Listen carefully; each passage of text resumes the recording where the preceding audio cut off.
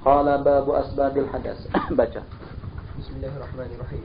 Babu asbabil hadas wa hiya arba'atun ahaduhuma al-kharij min qubulin aw duburin aw thuqbatin tahta surrah ma'a insidad al-makhraj al-mu'tad 'aynan aw rihan mu'tadan aw nadiran. Qala sebab-sebab hadas.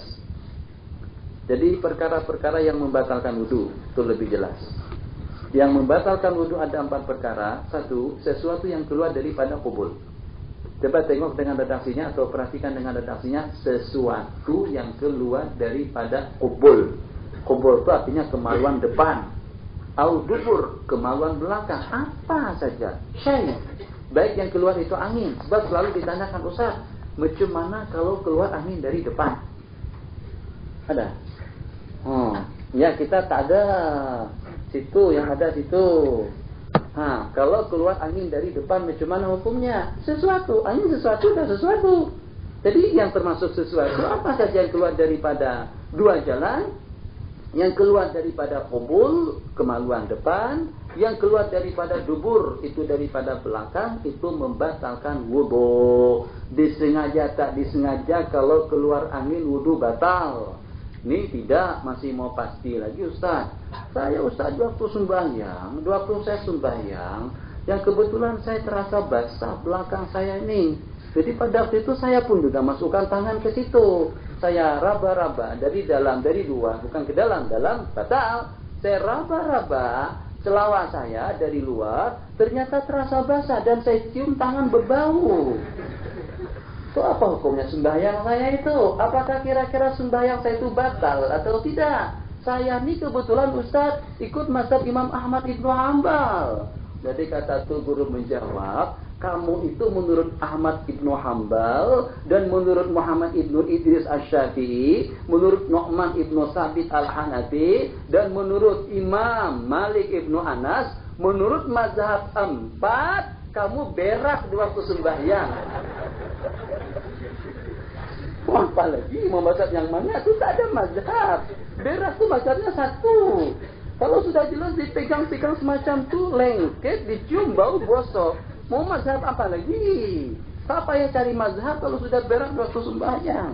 Hati-hati. Sesuatu yang keluar daripada 2 jalan. Qubul, kemaluan depan. Dubur, kita tahu.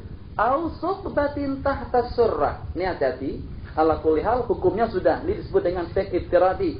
Atau suqbah. Suqbatnya lubang di bawah pusat. Lubang di bawah pusar atau pusat. Bila ma'ansidadil makhrajil mu'tad.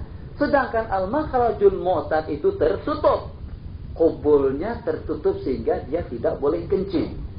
Duburnya tertutup sehingga dia tidak boleh buang air besar. Maka ketika dengan dubur tertutup, ada lubang pengganti di bawah daripada pusar atau pusat, di mana kalau pada tiap kali dia buang air besar akan keluar di situ. Hukum suqbah, hukum lubang tadi itu sama dengan dubur.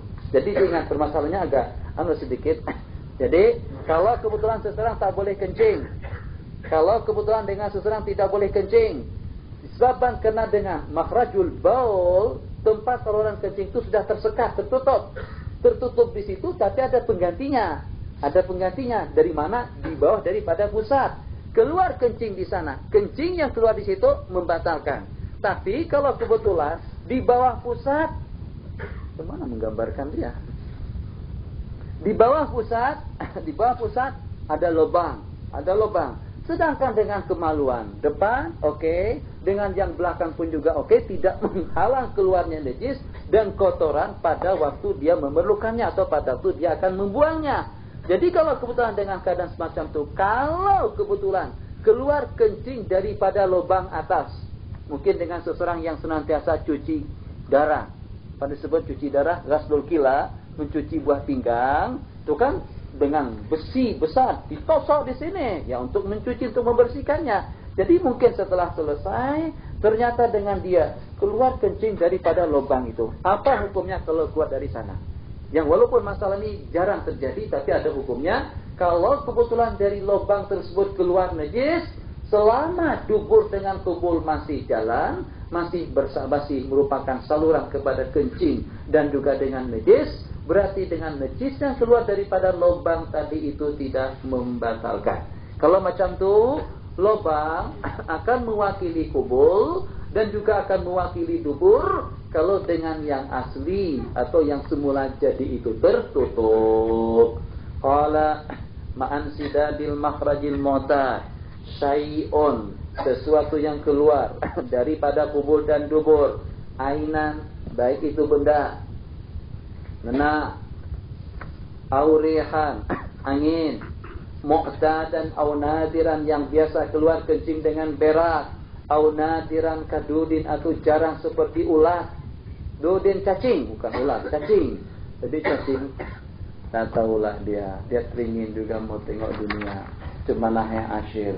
Ketika dibawa ke asyir, ternyata dengan cacing tadi itu keluar kepalanya dari dubur keluar. Setelah dia tengok suasana di air asyir selalu sejuk, terus dia masuk ke dalam, terus dia masuk kembali ke dalam. Apa hukumnya puasa kita? Ulama berpendapat batal puasa kita pada itu, sebab seolah-olah ada sesuatu yang di luar masuk ke dalam dubur. Begitu juga hati-hati ini mazhab fuqaha panjang sekali. Kalau kebetulan waktu buang air besar, buang air besar. Jadi pada waktu itu karena 9 hari tak buang najis, 9 hari tak berang, jadi tainya tuh seperti batu, keras sekali. Jadi keluar, sambung. Rupa-rupanya untuk mengguntingnya itu, guntingnya tak kuat. Jadi benda tadi itu sudah terkeluar daripada dubur, tapi disebabkan kena terpotongnya ke bawah sedikit, potongannya di bawah sedikit. Saat ketika dia naikkan atau macam mana saya juga tak tahu apa istilahnya, ternyata ternaik kembali. Najis yang sudah keluar tadi itu termasuk kembali, itu membatalkan puasa. Jadi gunting itu kena ditajamkan juga. Kalau mu'tadan, yang biasa keluar, nadiran, yang ganjil. Misal yang nadir seperti dud artinya cacing. Hasad, kami sebut batu maren. Malaysia sebut batu karang. Au hasatin illal mani, kecuali mani. Maka saat ketika dengan mani keluar, dia mewajibkan mandi jelas dan tidak membatalkan wudu. Saat macam mana? Boleh seseorang keluar mani wudu tidak batal? Boleh. Coba nata boleh. Boleh saja. Dia dalam keadaan berwudu. Terus dia beronani. Beronani dari kainnya, beronani dari celana dalamnya, beronani secara terlatih. Apa Malaysia beronani? Mengeluarkan air mani. Bahasa Arabnya al-istimna. Terus dia beristimna, artinya mengeluarkan air mani dengan tangan. Digosok-gosok, diurut-urut, dia tak sakit. Diurut-urut akhirnya keluar air pancut, kata kawan-kawan. Air yang melompat-lompat, kata kawan-kawan kita. Jadi dahulu saya masih ingat, ada salah seorang sahabat kami, ketika menafsirkan firman Allah yang berbunyi, yakhruju min ma'in dafiq, keluar daripada air yang macam mana? Katanya keluar daripada air yang meloncat-loncat atau melompat-lompat. Ya akhi, air itu tak melompat-lompat. Maksud dari dia dapuk, itu tak dapuk. Pahamlah macam tu, itu tak dapuk. Itu maknanya ma'ad-dafiq. Jadi ala kulli hal, bagaimana? Boleh saja. Atau dia sedang duduk, tidur, memakin maka ada tidur duduk, terus termimpi dan sampai keluar air mani. Orang yang tidur berduduk tidak batal wudunya. Keluar mani, mandi wajib. Jadi dengan dia tadi itu wudunya masih utuh, tapi dia diwajibkan mandi wajib. Itu makna fa innahu yutibul ghusla wala yanqudul wudu. Macam mana misalnya ayyana mumakkinan maq'adahu. Memakin tidur dengan merapatkan tempat duduk. Bukan tidur dengan lutut atau dengan kaki yang terangkat. Tidur macam ni batal.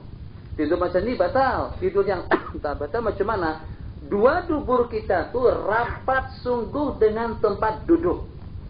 Jadi dengan istilah atau dengan perumpamaan, angin tak boleh lalu atau tidak boleh keluar daripada dubur. Sebab karena rapatnya antara lubang dubur atau antara tempat duduk dengan tempat yang kita duduki. Antara dubur seseorang dengan tempat duduknya. Qala wa illa au yanzuru bi syahwatin, atau dia menonton yang porno misalnya, naik syahwat sampai keluar air mani.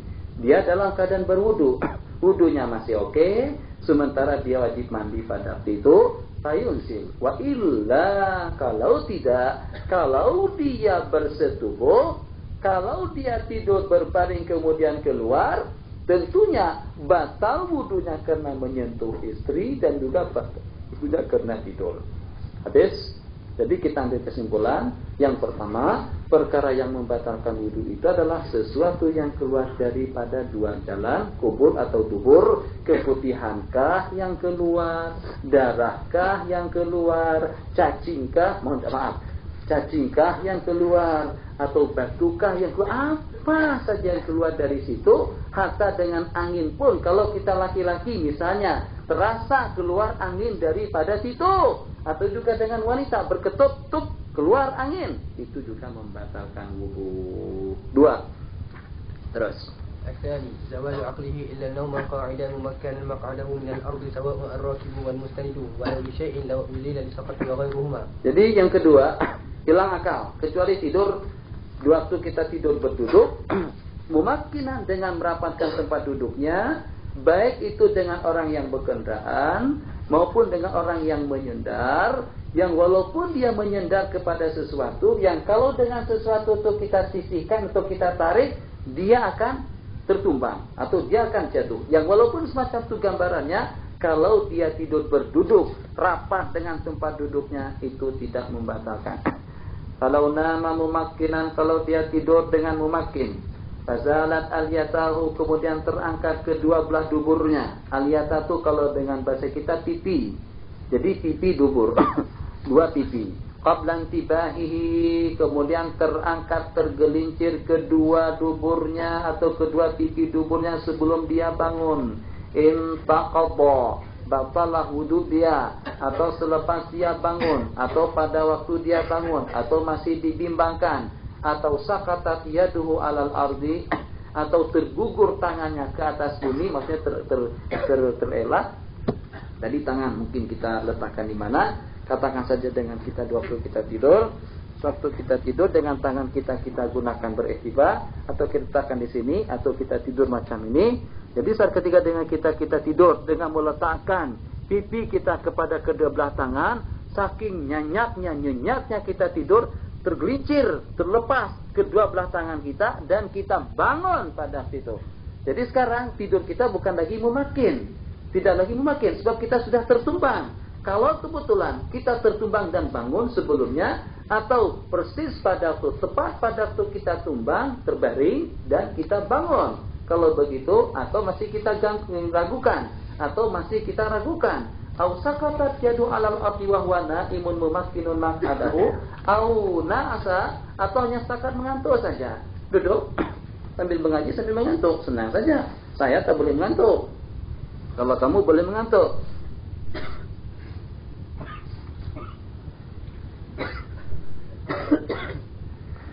Allah, senang sekali. Karena terlalu banyak makan nasi goreng. Jadi banyak makan nasi goreng, kata orang Kalimantan akhirnya goreng. Guring bahasa Kalimantan, guring tidur. Jadi kalau terlalu banyak makan yang goreng, pisang goreng dengan nasi goreng, kemudian dengan ikan goreng, ayam goreng, akhirnya banyak guring. Qala, atau mengantuk. Wa ghairu mumakkin. Arti daripada mengantuk, mendengar tapi tidak paham. Jadi maknanya satu ya kawan-kawan, kalau di waktu mengaji sambil mengantuk, jangan bohongin orang lain. Itu saya paling tak mau. Kalau di depan saya kadang-kadang saya tegur, kadang-kadang saya geram, kadang-kadang saya marahi. Dia jelas-jelas mengantuk macam ni.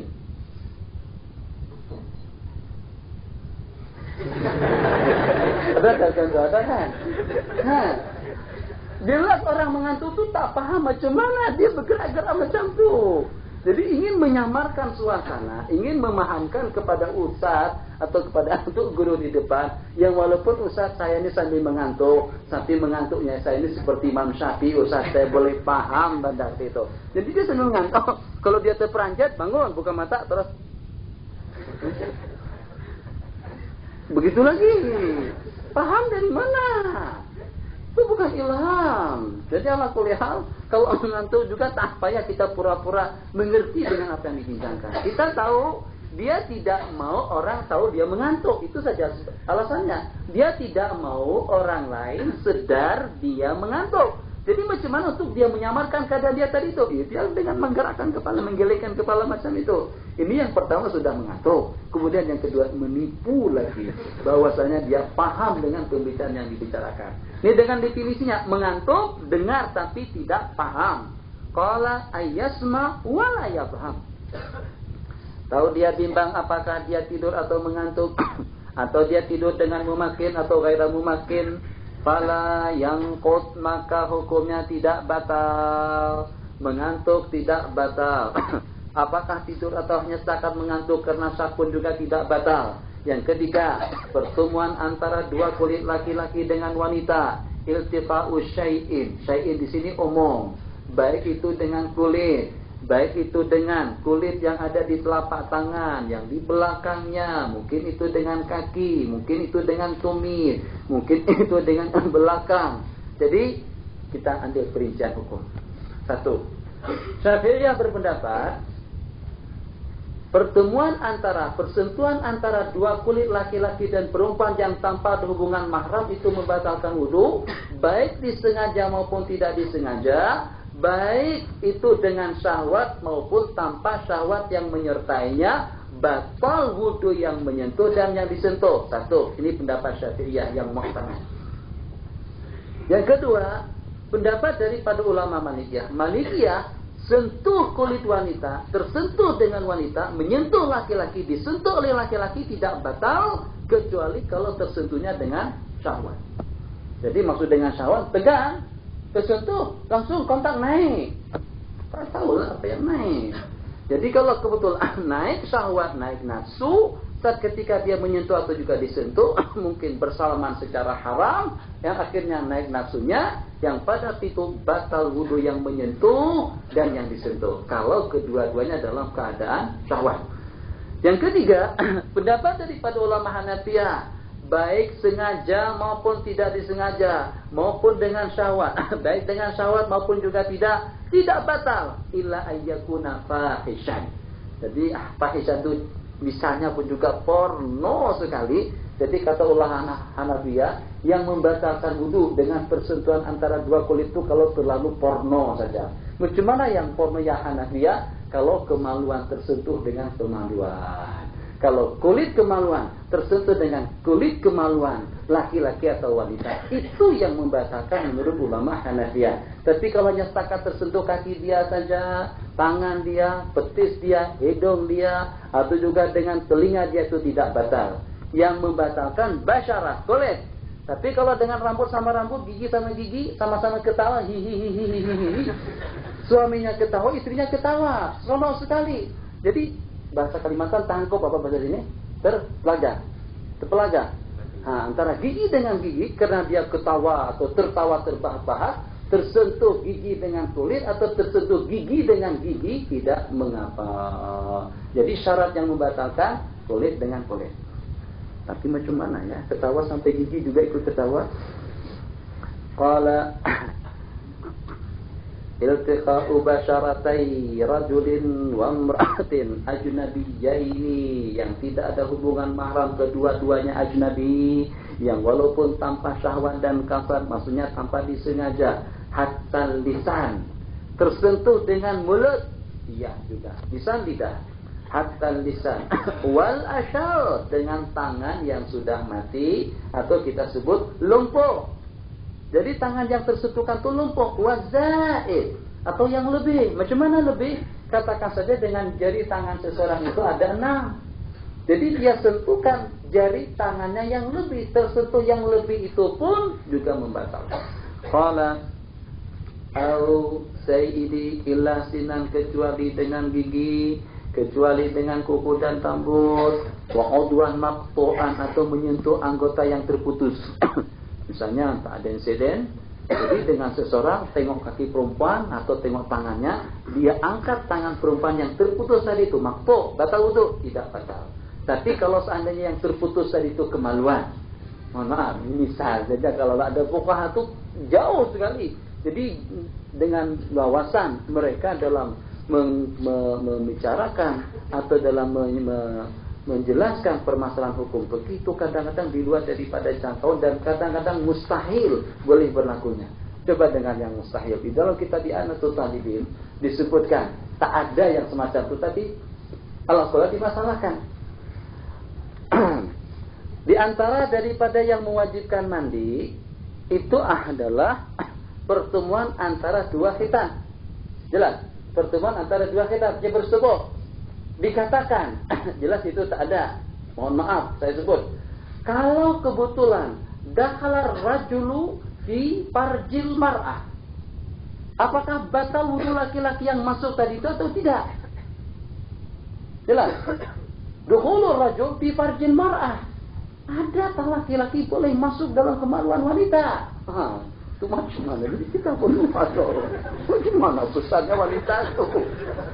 Bagaimana laki-laki boleh masuk? Yang masuk bukannya setakat anggota, yang masuk itu laki-lakinya, semuanya masuk ke dalam kemaluan wanita. Ada tak masalah semacam itu? Fuqaha itu buat masalah seperti itu. Itu disebut dengan al-fiqhul iftiradi. Hukumnya tetap ada. Qala wa udwan maqtu'an. Jadi kalau kebetulan ada kemaluan yang terputus, mungkin kelahi, mungkin kena dengan bom di Bali tempo hari, sehingga dengan bom yang meledak, yang meletup itu menghancurkan anggota tubuh seseorang, sehingga yang dengan kita sebagai petugas, yang dengan kita sebagai orang yang menyaksikannya, ikut bersama petugas-petugas khusus mengumpulkan bagian anggota yang sudah bergelimpangan tersebut, yang bertaburan di sana sini. Jadi dia kutip kan? Dia kutip atau petik?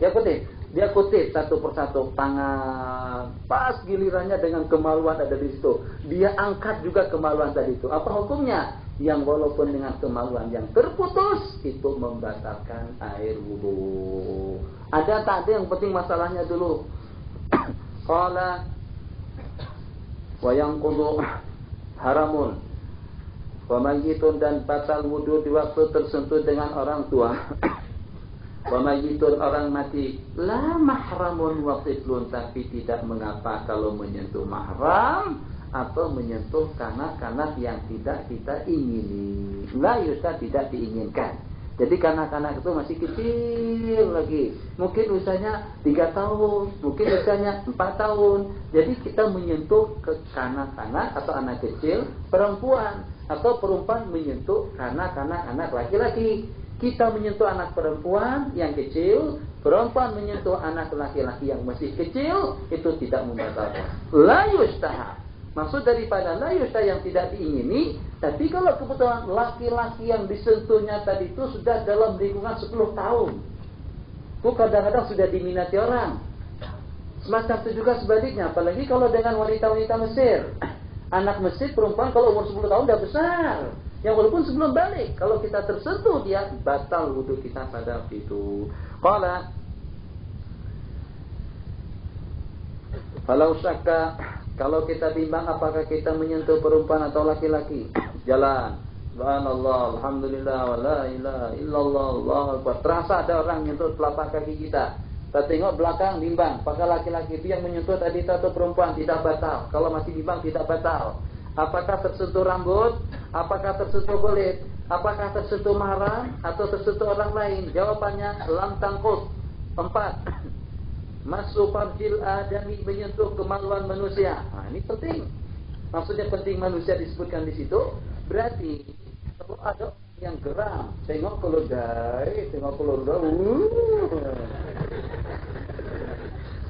kata urunya tak batal. Kenapa? Sebab dia tidak menyentuh kemaluan manusia. Yang membatalkan menyentuh kemaluan manusia. Jadi daripada perkataan al-adami, menyentuh kemaluan manusia, kemaluan dia, kemaluan orang lain, anak dia. Jadi cara untuk mengencingkan anak, cara untuk menjaga supaya anak ini juga heran, macam mana air boleh keluar dari situ. Jadi keherannya tadi itu, dia tengok air pancur atau air mancur, dia juga buat seperti air mancur itu. Dia dengan kanak-kanak dia angkat, ini laki-laki saja, perempuan tak boleh buat.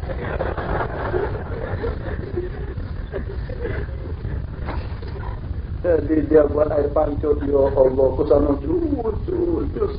Allah Akbar. Jadi kita orang tua, mau tak mau kita akan sekat. Bagaimana kita mendekatnya kita dalam keadaan berwudu. Kalau tidak kita jepit dengan kedua belah jari tangan kita, kiri misalnya, itu tidak membatalkan. Yang membatalkan tersentuh dengan telapak tangan. Belakang, tidak. Gatal, garukan saja di situ tanpa. Jadi kalau misalnya sudah sembahyang jadi imam gatal, jangan masuk macam itu, jangan. Balik belakangnya. Garukan. Allah. Besok hari tak ada makmum. Apa imam macam itu? Qala bibatinil kaffi, dengan telapak tangan, wal asabi'i, dan jari tangan, khassatan secara khusus. Jadi ini disebut dengan telapak tangan, dengan jari tangan, yang tepi menepinya ini disebut dengan harf atau disebut dengan heraf. Kalau dengan heraf tidak batal. Atau kita tolak, kita dorong dengan ujung jari tangan pun juga tidak batal. Jadi dia tegang sambil kencing. Jadi kita tondokkan kemaluan dia, kita tondokkan ke bawah supaya dengan kencing itu tidak memancut ke sana. Jadi kita tekan semacam itu kemaluan dia ke bawah. Jadi ibu dia, ayah dia, kita terserah siapa saja. Jadi kita tondokkan kemaluan dia dengan menggunakan ujung jari itu juga tidak membatalkan. Yang batal telapak tangan. Qala bila syahwatin walau sahwan au bila syahwatin, baik yang disentuh itu qubul depan, dubur belakang, laki-laki maupun perempuan, min nafsihi daripada dia sendiri atau juga daripada orang lain. Ya jelas kalau orang lain selain daripada anak hukumnya haram. Kawan mau kencing kita yang megangkan, bawa macam mana? Kita juga punya. Ini masalah ini tidak agak-agak aneh sedikit. Tapi seanehnya masalah itu, saya di Yayasan Khairiyah. Siapa ada Yayasan Khairiyah di sini? Kedah, Kupang, Yayasan Khairiyah. Di waktu saya di Yayasan Khairiyah, ada kawan-kawan kita sana tanya saya, Ustaz, macam mana kalau dengan salah seorang daripada teman kita sedang dia perlihatkan kemaluannya kepada orang lain? Saya kata ada manusia yang buat semacam tu. Jadi dia senang buka kemaluan dia untuk dia pamerkan kepada kawan-kawan.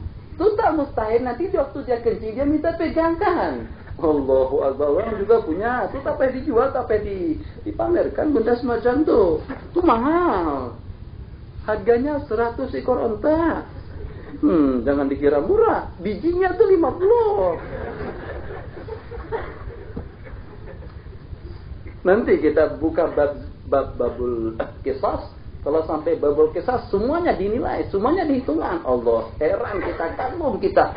Tidak semurah jasad manusia sekarang ini di Eropa, di Amerika, dan juga di Asia, khusus juga di Indonesia. Kadang-kadang masalahnya rokok, kadang-kadang masalahnya duit, kecil saja. Tapi sanggup dia membunuh, mengakhirkan hayat seseorang gara-gara hanya sedikit uang. Qala terus, au unsa min ghairihi au nasi, walau min mayitin, yang walaupun daripada orang mati. Sentuh kemaluan orang mati batal. Wa tiflin kanak-kanak, wa mahalli jabbin, dan bahagian yang dipotong, jab mana qat'in, di waktu dia berkhitan. Jadi macam mana? Masih tertutup dengan kulit lagi. Anak kita tuh belum bersunat, belum disunat, kemaluannya masih tertutup. Jadi yang akan digunting nanti kulit, yang akan digunting di waktu berkhitan disebut dengan mahallul jab. Disebut dengan mahallul jab. Kita sentuh yang itu, terlapik dengan kulit yang akan dibuang, itu pun juga membatalkan. Wa inik tasajildan au asyalla, wa inik tasajildan, yang walaupun tertutup dengan kulit, au asyalla, atau dengan kemaluan yang maslul, yang imported, asal makna daripada maslul, lumpuh. Walau maktu'an, yang walaupun kemaluan tadi itu sudah terputus, sudah kita misalkan, wa biyadin syalla, dan dengan tangan yang sudah lumpuh. La farji bahimatin, tidak dengan kemaluan binatang. Itu dari mana munculnya? Dari di atas, menyentuh kemaluan manusia. Keluar daripada pembicaraan di atas, menyentuh kemaluan binatang. Kemaluan tindakan binatang yang mana saja, kambing, sapi, lembu, kerbau, terserah yang mana satu. Wala biru'usil asabi' atau dengan ujung jari tangan, wa ma bainaha atau juga di antara kedua jari tangan, wa harfil kafi atau dengan had atau dengan tepi daripada telapak tangan. Jadi yang pertama ujung jari, yang ini. Ma bainaha, begitu. Harful kaf, yang ini harf yang di sininya. Jadi kita sentuhkan di situ, apalagi kalau dengan belakangnya. Jadi sebagaimana saya katakan tadi, menggaruh kemaluan laki-laki atau perempuan dengan belakang tangan itu tidak membatalkan wudu. Kalau mazhab ulama Hanafi bukannya setakat itu, menyentuh kemaluan dengan telapak tangan pun tak batal. Jadi mazhab Hanafi kata mereka innama huwa bad'atun min, dan itu hadis busrah. Hadis diriwayatkan di dalam kitab Sunan Abi Dawud yang bunyinya menyentuh kemaluan. Baginda ditanya menyentuh kemaluan apa hukumnya, Nabi kita bersabda innama huwa bad'atun min, itu adalah sebagian daripada angkatamu. Sentuh hidung tidak batal, sentuh telinga tidak batal. Kenapa batal menyentuh kemaluan? Jadi mazhab Hanafi boleh laki-laki menyentuh kemaluannya dan wudu tidak batal. Nanti ada hadis lain yang bertentangan. Qala wala yanqudu qai'un muntah, dan tidak termasuk yang membatalkan wudu itu qai' muntah, wa fasdun wa ru'afun, ru'af darah yang keluar dari hidung, fasdun darah yang dikeluarkan dari tubuh.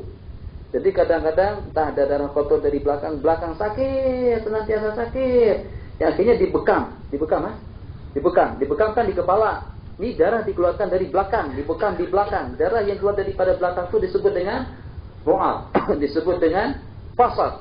Fasad mengeluarkan darah daripada anggota tubuh. Ru'af darah yang keluar daripada hidung. Hijamah darah yang dikeluarkan daripada kepala. Qala wa qahqahatun. Ini semuanya khilaf. Mazhab yang lain daripada Syafi'iyah, seseorang yang muntah batal wudunya. Seseorang yang keluar darah batal wudunya. Qahqahah, ketawa terbahak-bahak. Kalau kebetulan dia ketawa terbahak seperti kita tadi itu, mazhab Hambali, mazhab Hanafi, orang yang tertawa terbahak-bahak bukan hanya setakat membatalkan sembahyang, dia juga membatalkan wudu. Kita dalam mazhab Syafi'i tidak. Qahqahatu musallin wa akulu lahmi jazurin, atau memakan daging unta, atau dengan yang seumpamanya kesemuanya itu tidak membatalkan. Dan barang siapa yakin dalam keadaan berhadas, tapi dia syak hadasnya itu sudah terangkat, maka sekarang ini dia masih berhadas. Dan barang siapa yakin dalam keadaan suci dan bersih, kemudian dia bimbang kebersihannya atau taharahnya itu sudah terangkat, maka sekarang dia dalam keadaan bersih. Macam mana misalnya? Sekarang kita katakan assalamualaikum, akhwat semuanya, semuanya dijemput atau diajak untuk melaksanakan sembahyang gaib. Jadi apakah dengan Anda ada dengan sebagian daripada ikhwah kita bimbang, saya ini masih berwudu atau sudah batal? Tadi itu dari masjid saya menuju kemari, apakah saya kentut atau tidak? Kentut atau tidak? Kentut atau tidak? Kentut atau tidak? Kentut atau tidak? Kalau kentut tak boleh sembahyang, kalau tak boleh sembahyang, syah. Jadi sekarang Anda tayab karena tuhran dari masjid Fatah atau daripada masjid As-Salam. Dari masjid Salam tadi itu Anda masih yakin dalam keadaan bersih. Perjalanan dari masjid Salam menuju kemari, Anda jadi bimbang apakah di tengah jalan Anda kentut atau tidak. Kembali kepada hukum asal, al-aslu baqa'ut taharah, berarti Anda masih bersih. Kalau kebetulan dari masjid Salam, begitu keluar dari masjid Salam Anda kentut, nyaring tadi kedengaran, buh di situ. Jadi orang masjid pun heran, letupan dari mana meletup? Jadi dia cari tengok sana tengok sini, kita pun tak menang-nang. Allahu Akbar. Yang paling problem sekali, orangnya kecil, orangnya halus, tapi bau kentutnya bukan main. Jadi kalau seandainya orangnya tinggi, gemuk, besar, kentutnya bau itu kita tak ada masalah lah, biasa saja, wajar saja dengan perawakannya. Tapi kalau orangnya kecil, tak tahu menau. Bunyinya pun tidak sedikit saja. Macam tu. Tapi baunya ya Allah. Ada jenis binatang, namanya kalau di Kalimantan sadu. Apa sadu ini? Jenis kucing. Kalau itu kentut ya Allah, dia belang-belang seperti arnab. seperti anak. Kalau dia kentut, kentutnya tuh sampai ukuran 1 kilometer, kadang-kadang masih keciuman. Apa tuh jenis binatang tuh? Ada. Malaysia ada. Malaysia ada, sebelah Kalimantan ada. Jangan katakan tak ada. Kalau ada jering berarti ada juga binatang itu. So, kalau berlomba atau ada pertandingan, jelas dia menang. Nah, jadi dari Masjid Salam dia kentut. Selepas itu simbang di bawah, naik ke atas. Saya katakan kita melaksanakan salat gaib. Dia pada situ bimbang. Saya tadi itu selepas balik dari masjid dan selepas saya berhadas, apakah tadi saya ada berwudu di bawah atau tidak? Nah, sekarang hukumnya macam mana? Kamu sebagaimana Anda di waktu kita dari Masjid Salam. Sebagaimana kita yakin tadi dalam keadaan berhadas, sekarang pun juga kita masih dalam keadaan berhadas. Wa in yaqanahuma, kalau kita meyakinkan kedua-duanya, wasyakka fis sabiqi minhuma, dan kita bimbang yang mana yang terdahulu daripada kedua-duanya. Selepas sembahyang Isya kita ada berwudu dan ada ketandas, buang air. Tapi yang mana yang terdahulu? Apakah kita ketandas dulu kemudian kita berwudu, atau kita berwudu dulu kemudian ketandas?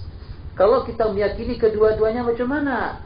Qala fa illam ya'rif, kalau dia tidak mengetahui tentang keadaan sebelum daripada kedua-duanya, atau dia mengenalnya, wa kana tuhran, bukan zuhran, wa kana tuhran, wa kana adatu tajdidal wudu lazimahul wudu, fa illam yakun adatu tajdidal wudu, kalau kita tidak punya kebiasaan untuk memperbaharui wudu atau itu adalah hadas, maka dia sekarang ini dalam keadaan suci dan bersih. Keterangan lebih jelasnya agak rumit sedikit setelah yang disebutkan di sini. Kalau selepas sembahyang maghrib, kita ada berwudu dan juga kita ada ketandas buang air. Yang mana yang terdahulu kita tidak tahu. Apa hukumnya kita sekarang ini? Hukumnya kita sekarang ini mengikut sebalik keadaan kita sebelum daripada kedua-duanya. Biddu ma qablahuma, itu dengan bahasa Arabnya. Macam mana keadaan kita sebelum daripada kedua-duanya? Selepas maghrib kita ada ketandas dan ada berwudu, tapi kita tak tahu yang mana yang terdahulu. Kalau ketandas dulu kemudian berwudu, sekarang kita bersih. Kalau kita berwudu dulu kemudian ketandas, berarti kita dalam keadaan hadas. Sekarang kita tidak tahu. Tanyakan keadaan Anda sebelum maghrib macam mana. Kalau kata dia keadaanku sebelum maghrib dalam keadaan berhadas, berarti dia sekarang bersih. Kalau keadaan dia sebelum maghrib dalam keadaan bersih, berarti dia sekarang dalam keadaan berhadas. Cukup setakat itu saja.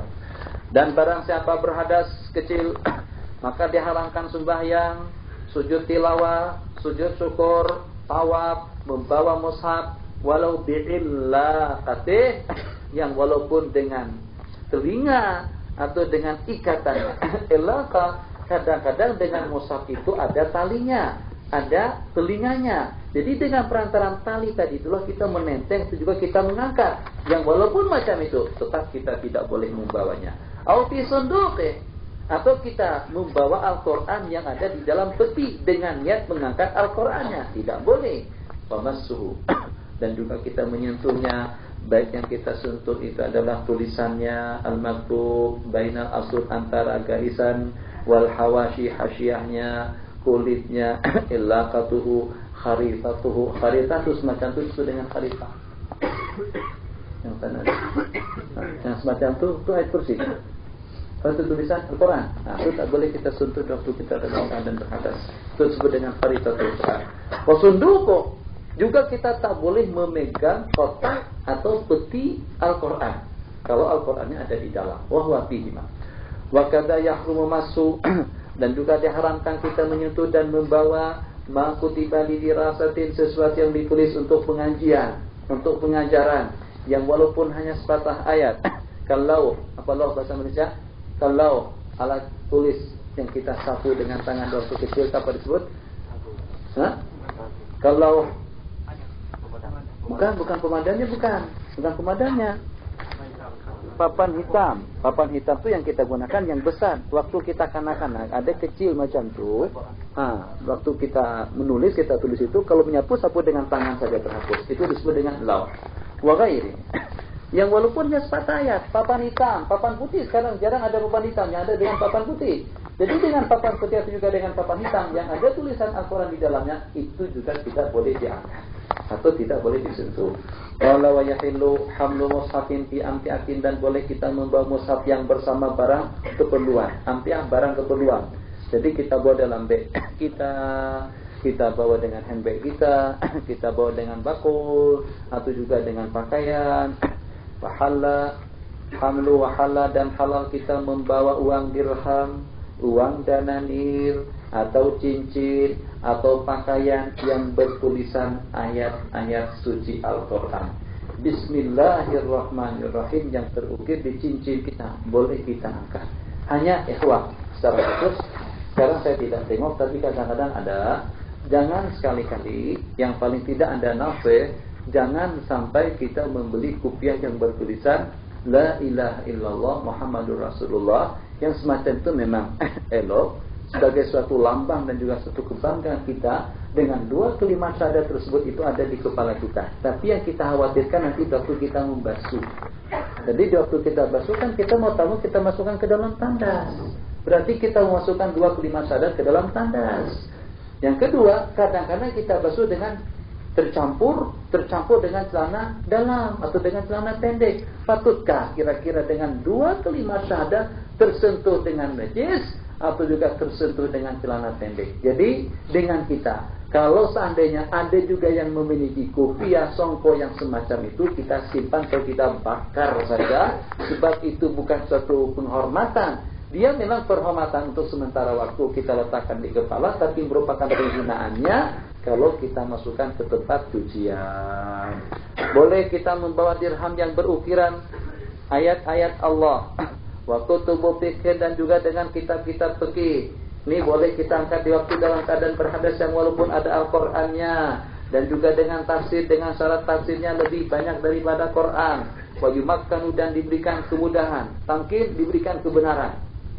Yumakkan, berikan kebenaran kepada budak-budak kecil muhdits untuk membawa Al-Quran dan mengangkatnya di waktu mereka dalam keadaan berhadas. Jadi kalau kita buka kelas qiraati, kelas ikra, untuk budak-budak kecil itu kita anjurkan mereka dalam keadaan berwudu dan bersih. Kalau tidak mengapa mereka membawa dan juga mengangkatnya.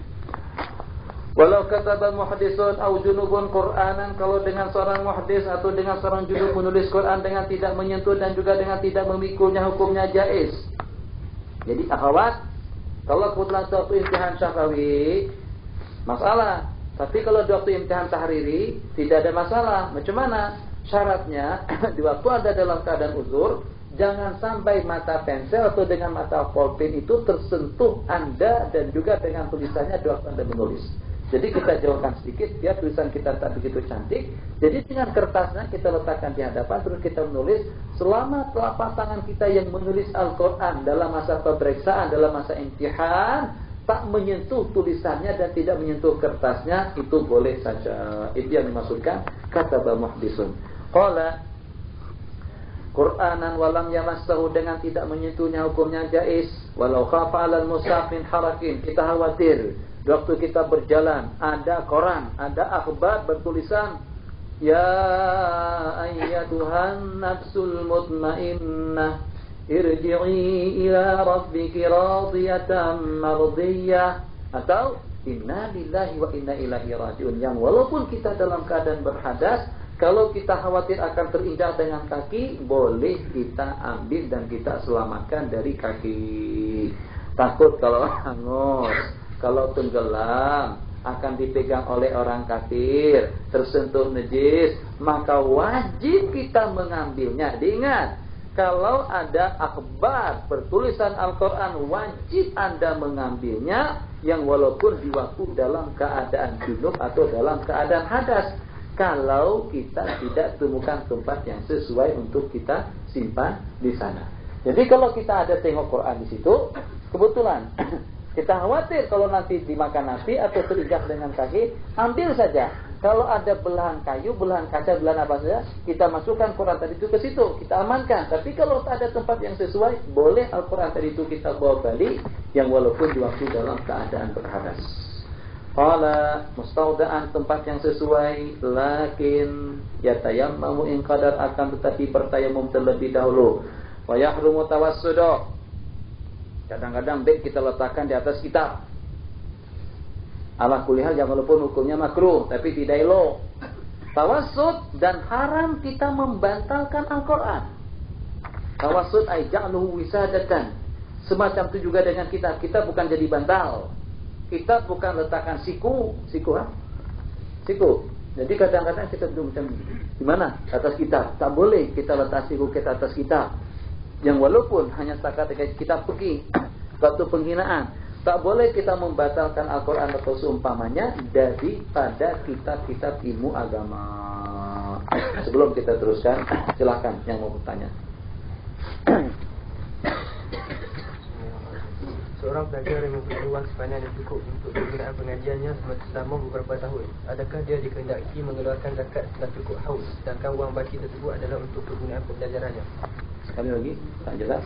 Seorang pelajar yang mempunyai wang simpanan yang cukup untuk kegunaan pengajiannya selama beberapa tahun, adakah dia dikehendaki mengeluarkan zakat setelah cukup haul, sedangkan wang baki tersebut adalah untuk kegunaan pembelajarannya? Jadi yang walaupun duit tadi itu untuk keperluan kita belajar, keperluan kita untuk mengaji, beli kitab itu dan ini, selama dengan duit tadi selama dengan uang tadi itu cukup haulnya, cukup nisabnya, pada tiap pusingan haul, uang tersebut wajib dizakati. Uang tersebut wajib dizakati. Kenapa wajib kita zakati? Sebab syarat zakat itu ada dua. Yang pertama haul, sudah cukup 1 tahun, dan yang kedua nisab. Masalah dia tak guna terus ikut dia. Jadi kenapa dia tidak tunjangkan duit? Kenapa zakat dibiarkan begitu saja? Jadi kalau dengan duit pinjaman atau dengan duit hadiah daripada seseorang sebanyak 20.000 ringgit, 20.000 ringgit sudah mencukupi nisab, terbiarkan dalam peti besi, terbiarkan dalam sebuah bank. Jadi bagaimana kalau dengan duit yang 20.000 tadi itu dengan putaran waktu sepanjang tahun, nisabnya masih tetap cukup, putaran waktu 1 tahun pun juga cukup, zakat uang tersebut wajib dikeluarkan. Terus, apakah hukum tawassul? Apakah hukum tawassul? Khilaf. Syafi'iyah, jumhur ulama mengatakan tawassul hukumnya sunat, elok kalau kita bertawassul dengan para nabi-nabi dan rasul atau juga dengan para aulia. Ada juga setengah daripada ulama hanya membolehkan bertawassul kepada amal, bertawassul kepada perbuatan juga kepada ibadah. Bertawassul kepada asyraf tidak boleh. Terus. Siapakah rijalul ghaib? Angkat kalau angkat itu. Siapakah rijalul ghaib? Siapakah rijalul ghaib? Rijalul ghaib para aulia. Aulia ilahi salihin, al-arifina billah, atau juga daripada para malaikat. Rijalul ghaib, rijalallah. Apa? Ibadallah, rijalallah, aghithuna bi ajrillah wa kunu a'unana lillah asanahullah bi fadlillah. Itu diantara daripada nasyid yang selalu dikumandangkan di Martapura dan di sana sini, di mana dengan kita menyuruh dengan ibadah Allah dan juga rijalallah. Siapakah gerangan mereka itu? Satu, golongan para malaikat. Yang kedua, jin. Yang ketiga, auliyaul kauni ajma'in. Jadi dengan para aulia, baik itu daripada Aqtab, maupun itu daripada Nujaba, maupun itu daripada Abdal, maupun itu daripada Ruqaba, di mana dengan para aulia Allah dengan berbagai jenjang peringkat mereka masing-masing di sisi Allah, itu termasuk dan tergolong daripada rijalul ghaib. Terus, pada masa banyak pertanyaan, kita setakat 10 menit saja. Terus, pada masa moden sekarang ini, sebahagian orang bayar zakat dengan kredit. Bagaimana pendapat Ustaz? Bayar zakat dengan kredit. Kalau seandainya dia bayar zakat sebelum masuk waktunya, tidak ada masalah. Jadi katakan saja Anda ada duit 100.000. Uang yang 100.000 setelah cukup haul dan hitungannya 100.000, haulnya 1 tahun, itu akan kita keluarkan zakatnya 2,5% atau 2% hitungannya 2.500. Yang punya duit sebanyak 100.000, zakatnya 2.500. Jadi macam mana? Dia wajib menzakati, katakan saja dia berniaga daripada bulan 1 sampai kepada bulan 1 tahun depan wajib dizakati. Atau dia berniaga daripada bulan Muharram. Dari Muharram sampai ke Muharram dia zakati. Sementara dengan dia Muharram, Safar, Rabiul Awal belum lagi terputar haul 1 tahun, dia sudah mengeluarkan zakatnya. Mazhab Syafi'i, zakat boleh dikeluarkan sebelum cukup haul.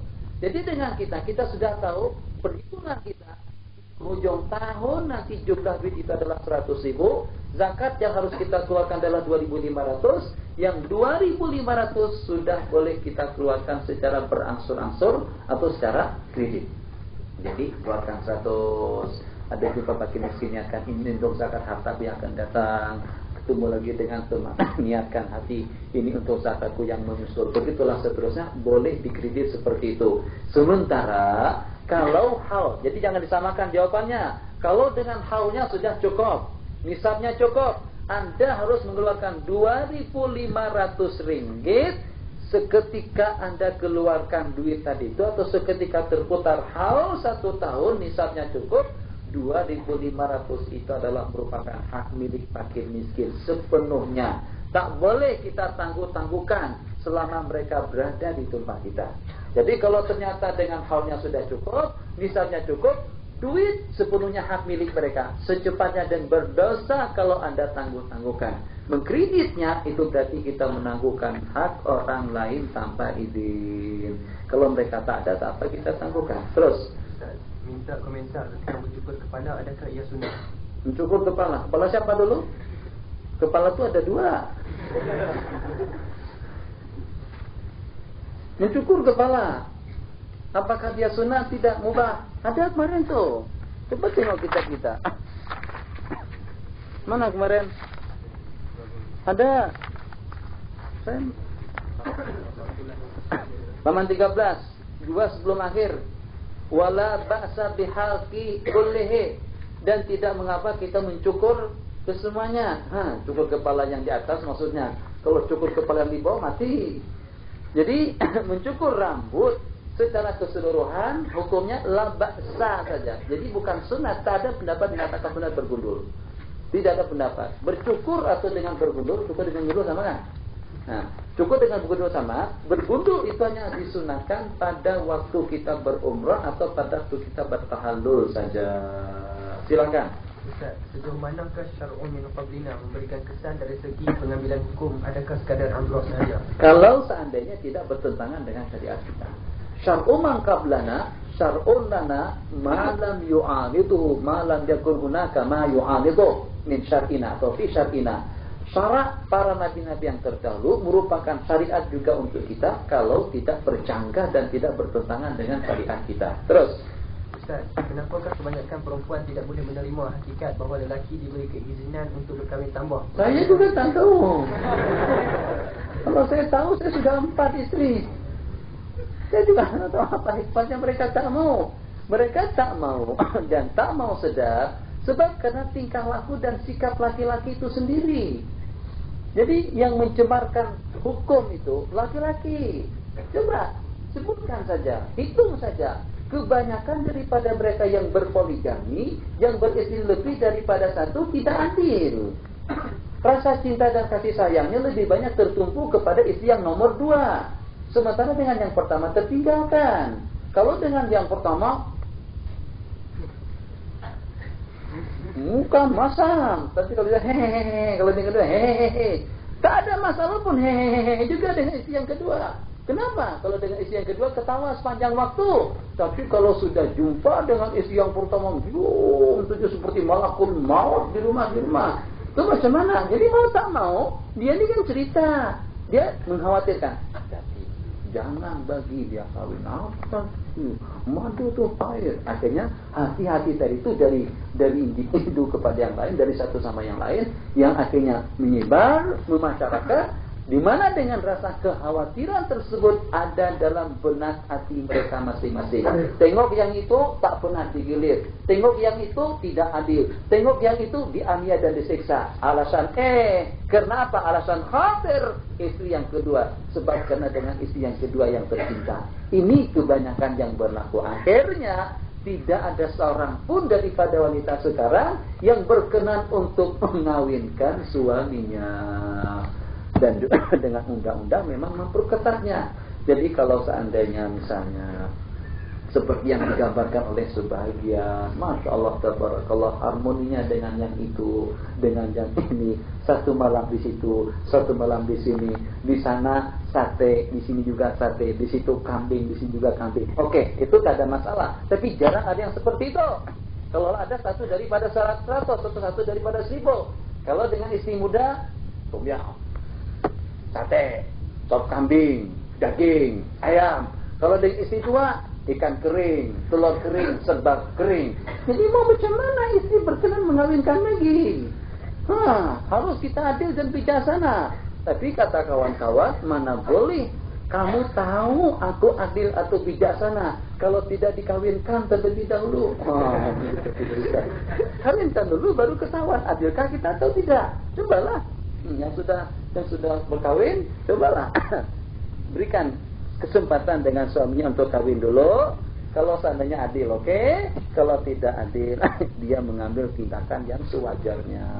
Terus, apa hukum memakai cincin di jari tengah untuk lelaki dan perempuan? Sudah ada malam tadi. Bolehkah menambahkan kalimat Bismillahirrahmanirrahim seketika membaca hizib Nawawi untuk Allah, kenapa lagi? Bismillah itu sudah elok bacanya. Bismillah bukan Bismillah ala khafifati. Bismillah ya babu apa? Bismillah. Amin ya Rabbi. Bismillah ya Rabbi samawati sabila akhirih. Jadi kalau seandainya kita tambahkan, berarti itu bukan hizib Imam Nawawi. Itu hizib kita namanya. Kita mau beramal dengan hizib Imam Nawawi yang dengan rangkaian bahasanya itu sudah mencakupi, di samping itu memang warid daripada hadis. Doa yang dibaca oleh Sayyiduna Anas bin Malik, Bismillahirrahmanirrahim wa ala nafsi wa ala auladi wa ala mali wa ala ashabi wa ala atyani wa ala amwalihim bismillah. Jangan ditambah-tambah. Nanti kesan dan pengaruh daripada atau fadilat, keutamaan dan keistimewaan dan khususiat daripada hizib tersebut itu tidak akan ada waktu kita menyalah atau waktu kita menambahkan rangkaian redaksinya. Terus masih adakah ahli kitab pada masa ini? Masih ada. Kalau menurut pendapat sebagian daripada ulama, seperti dengan Dr. Qardawi, itulah dengan wanita-wanita dari Palestina atau dari Israel, itulah juga dengan orang-orang Kristen yang ada di negara kita. Di Malaysia pun juga banyak orang Kristen. Cina bukan semuanya Hindu, ada Kristen. Jadi Kristen yang di Indonesia, yang di Malaysia, yang berada di mana saja, atau juga dengan Yahudinya, itulah ahli kitab yang dimaksudkan oleh Al-Quran. Ta'amul ladina utul kitab halal lakum, dengan makanan mereka juga dihalalkan. Sementara kalau ikut pendapat yang rajih dalam mazhab jumhur ulama, ahlul kitab yang ada sekarang ini sudah tidak dibenarkan kawin dengan kita, sebab mereka memeluk agama Kristen dan Yahudi setelah tahrir atau setelah berubah setelah tahrif, atau mereka menganuti agama tersebut setelah bi'tsatar rasul, setelah nanti kita diutus menjadi nabi dan rasul. Pertanyaan yang timbul, siapa yang lebih awal datang ke Indonesia? Apakah Kristen atau Islam? Kalau ternyata yang lebih awal datang ke Indonesia itu adalah Islam, berarti orang-orang Kristen yang ada di Indonesia itu masuk agama Kristen setelah Islam. Itu tidak disebut ahlul kitab yang dimaksudkan dalam Al-Quran. Terus, saya tertarik dengan cara Ustaz mengadakan kelas pengajian. Terima kasih banyak dan tahniah. Alhamdulillah. Pertanyaan saya, apabila pulang ke tanah air, kitab apa yang perlu saya buka untuk orang kampung sebagai permulaan dan seterusnya? Jadi itu tergantung suasana dan keadaan. Kitab apa? Tak mesti kita dengan kitab yang kita baca di sini. Mulai dulu dengan santapan rohani dalam beberapa menit. Jadi yang paling menarik, saya perhatikan di sana, kita memberikan ceramah dalam jatah 5 atau 10 menit saja. Jangan lama. Lama tuh kadang-kadang kita nggak cukup modal. Yang kadang-kadang boleh membosankan. Yang kadang-kadang mereka sudah boleh menebak leluasa dan kemampuan kita tuh sampai kemana. Jadi kita adakan balik ke kampung. Kalau kita tak diminta pun, kita bagikan santapan rohani dalam jangka, kalau seperti di sini hadis roh. Biasa sebelum akhbar adakan 5 menit. Nah seperti itu. Lepas membayang Assalamualaikum warahmatullahi wabarakatuh. Jadi Assalamualaikum. Mungkin kita mengupas salah satu daripada hadis Rasulullah itu sebagai pembukaan, sebagai perkenalan. Jadi dengan kita yang pertama, kalau kita bercakap hanya dalam jangka 5-6 menit atau 10 menit, percakapan kita tidak terlalu janggal dan juga tidak membebankan kepada pendengar, dan juga sekaligus itu sebagai ta'aruf antara kita dengan mereka untuk kita menjinakkan mereka dengan ilmu. Tapi kalau langsung buat pengajian seperti saya buat pengajian sekarang ini, balik ke kampung, adakan pengajian 1 kali duduk 2 jam setengah. Itu besok malam tak ada yang hadir. Saya tahu di sana tak boleh pengajian sampai 2 jam ke atas. Kita di sini 2 jam lepas tengah hari, 2 jam lepas asar. Ini hampir 2 jam lagi nih. Ini sudah hampir 1 jam 45 menit pengajian kita berlangsung. Di Malaysia, di Indonesia tidak sanggup orang duduk mengaji semacam itu. Jadi dengan kita lihat situasi dan kondisi, kita lihat suasana dan keadaan. Al-hasab bizuruf. Bagaimana ingin menjadi penulis kitab seperti Ustaz? Tak tahu. Rajin, minat membaca, dan juga senantiasa bermunajat, mengadakan dialog dan komunikasi dengan Allah Subhanahu wa Ta'ala. Banyak faktornya lah. Nanti datang ke kamar saya, ke bilik, saya beritahukan. Tak juga, saya pun tak ada waktu untuk beritahukan. Jadi saya pun terus terang dahulu tu, saya tidak pernah meramal pada suatu ketika akan menjadi sebagai seorang penulis atau sebagai seorang pengarang. Tapi yang jelasnya saya meminta, ya Allah, suara saya tidak mau diganggu kalau dalam masa pertanyaan atau juga dalam masa kita simbang-simbang semacam. Jadi tak pernah menghayal bahwasanya dengan kita akan menjadi seorang penulis. Tapi dalam waktu yang sama senantiasa kita meminta, ya Allah, ya Arhamar Rahimin, apakah hanya setakat tengok dengan Syekh Hasan Mashraf yang mempunyai karangan sejumlah sekian banyak, dengan Syekh Muhammad Ali Maliki, Said Muhammad Ali Maliki, saya rasa tidak ada bandingannya di Malaysia atau di Indonesia, yang walaupun sejumlah sekian miliarder yang ada di Malaysia, jumlah pesantren, jumlah pondok Said Muhammad yang ada di Indonesia tak kurang daripada 60 buah pondok, 60 buah pesantren. Ini yang pertama. Sejumlah berapa murid-murid berapa tidak pernah terhitung, tidak terhitung banyaknya. Jadi sejak saya di sana, kalau dengan pengajian Said Muhammad di bulan Ramadan, sebelum pengajian itu dimulai, sejauh mata Anda memandang manusia mengerumuni tempat pengajian tersebut. Tidak menggunakan pembesar suara di Masjidil Haram, dan Wahabi tak bagi kesempatan untuk itu. Kalau beliau menggunakan pembesar suara, tidak akan ada lagi pengajian-pengajian dengan yang lain. Itu pun tanpa pembesar suara, yang walaupun di tempat yang agak jauh daripada tempat-tempat yang lain, ribuan manusia mengerumuni tempat pengajian beliau dengan lenggang-lenggungnya. Qala haddatsana fulanun, qala haddatsana fulanun ar-Rasulillah sallallahu alaihi wasallam. Dengan sejarahnya, dengan hadisnya, dengan tasawufnya, dengan fikihnya, Masya Allah, lautan ilmu yang terhimpun dengan beliau. Kira-kira siapa yang tidak terpukau dengan penyampaian yang seperti itu? Semakin sehari semakin bertambah. Kalau tidak dikacau oleh bab-bab Wahabi, pengajian yang terbesar dan yang paling banyak peminatnya itu adalah dengan Said Muhammad Ali Maliki.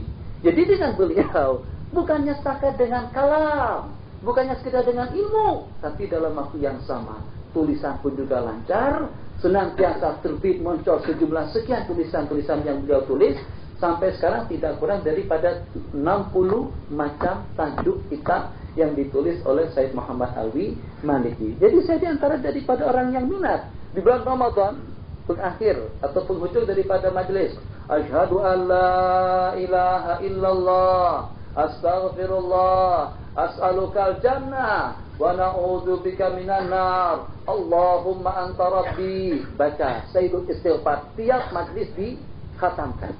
Itu pada tiap petang, pada tiap lepas asar, sampai sebelum kita berbuka puasa, majlis itu berlangsung. Yang saya maksudkan, kita pada itu tengok majlis yang sedemikian rupa, ya Allah, apakahnya setakat tengok, ya Allah. Ingin juga seperti Said Muhammad, bukan hanya leluasa menyampaikan, boleh menyampaikan, dengan cara menulisnya juga ya Allah.